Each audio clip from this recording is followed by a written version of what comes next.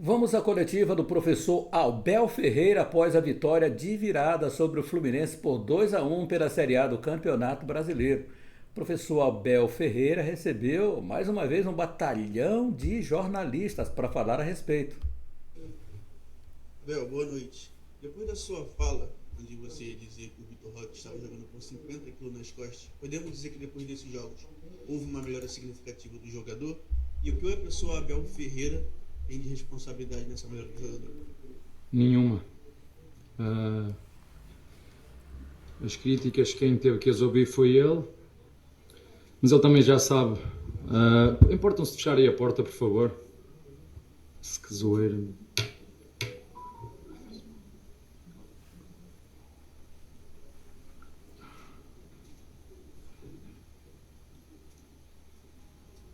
Quando ganho. Quando ganho. Quando ganho. Não, olha.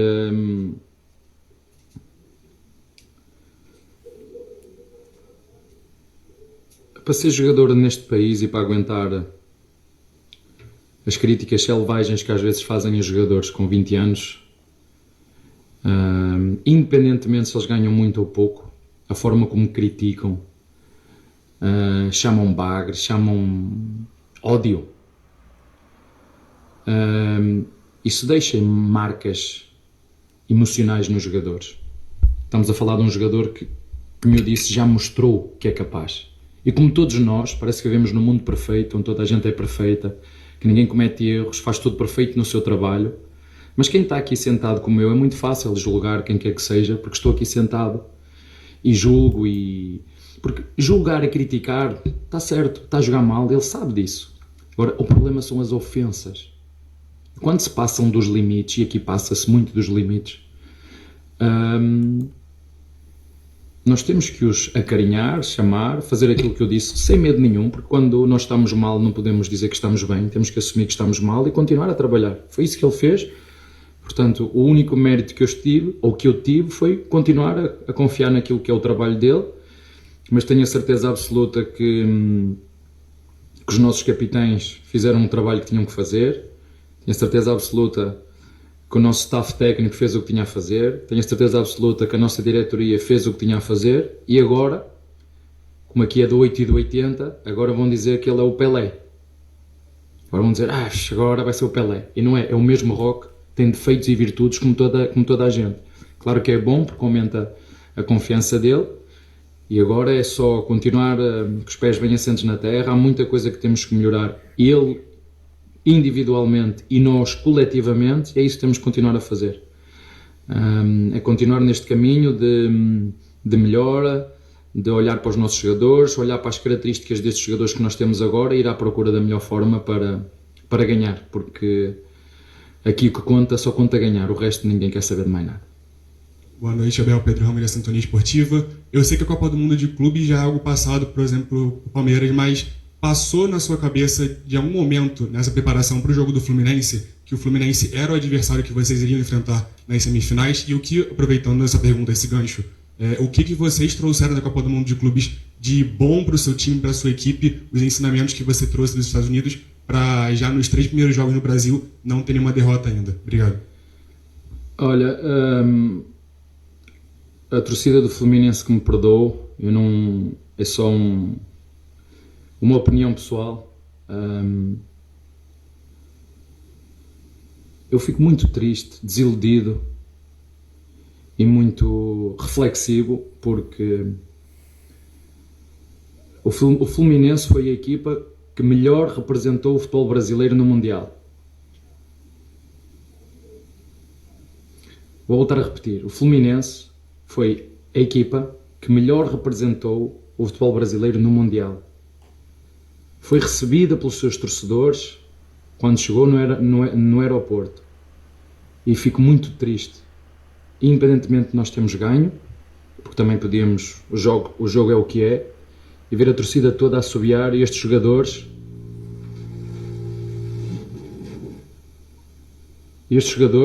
que tanto orgulho deram aos torcedores do Fluminense.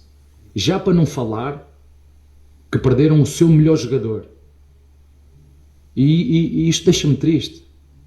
O torcedor tem uma função, é apoiar. A maior função de um torcedor é apoiar.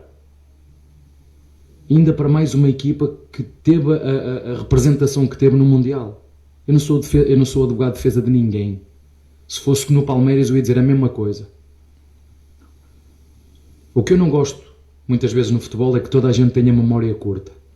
Tão curta, que há um mês, ou menos de um mês, esta equipa estava nas meias finais do Campeonato do Mundo de Futebol e no espaço de 10, 12 dias, não sei, sai aos assobios aqui dentro da sua casa. Desculpem, isto não é futebol.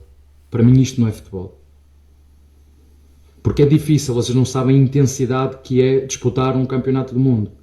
Chegar lá e fazer a figura que as equipas brasileiras faziam e que uma boa parte de vocês começou a criticar. Vão lá apanhar 3 ou 4. A partir do momento que começaram a ver que as equipas brasileiras podiam fazer mais qualquer coisa, agora vamos ganhar de toda a gente. Quem é este Chelsea? O pior Chelsea da história. Eu ouvi comentadores de renome a dizer isto. Pior Chelsea da história.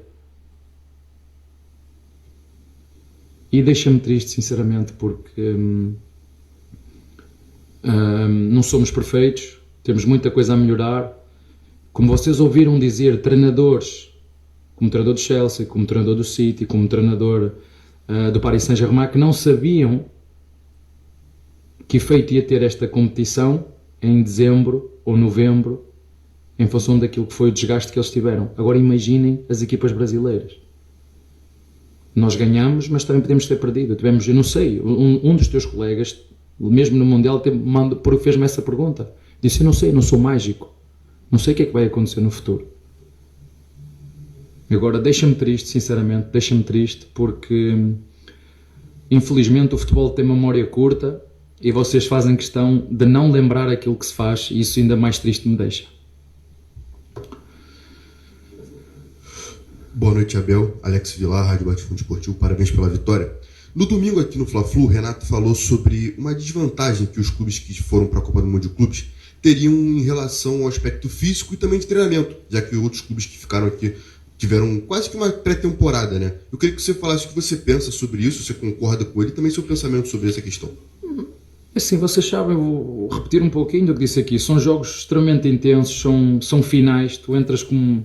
Nós tivemos 2, eles tiveram 3, né, porque eles foram ainda uma mais à frente do que o Palmeiras. Não ganharam só o prestígio, mas ganharam também muito dinheiro. Isso tem uma intensidade mental absurda. E mais, isso não esqueçam disso, perdeu o seu melhor jogador. Isto não é troca jogador, sai este, entra o outro e agora a equipa continua a jogar igual. Isto é só para quem não percebe mesmo nada de futebol. Eu não estou aqui, é o que é realidade.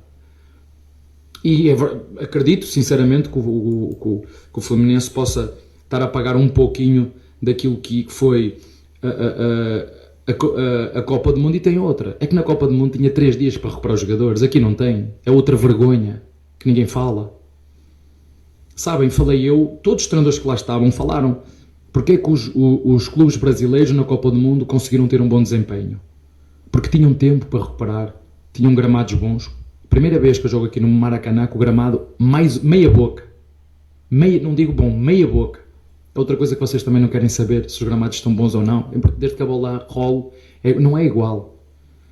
Não é? Vocês viram o treinador do Paris Saint-Germain a criticar o campo do... Acho que foi o MetLife, a dizer que parecia coelhos.